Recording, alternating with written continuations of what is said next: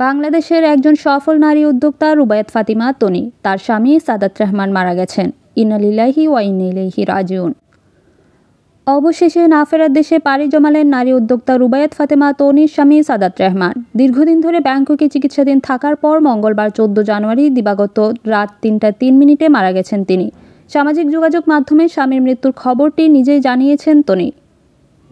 বুধবার 15 জানুয়ারি নিজের verified Facebook পেজে একটি পোস্টে তিনি লিখেছেন, শেয়ার নাই। ব্যাংকক সময় রাত 3টা 3 মিনিটে আমাকে সারা জীবনের মতো একা করে চলে গেছে।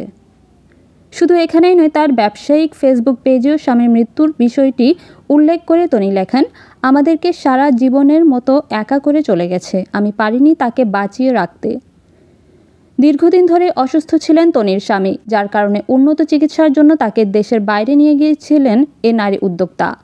কিন্তু শেষ রক্ষা হলো না, সবাইকে কাঁদিয়ে চলে গেলেন না ফেরার দেশে। মাহফুজা আক্তার, পপি, স্বাধীন ৭১, ডেস্ক নিউজ।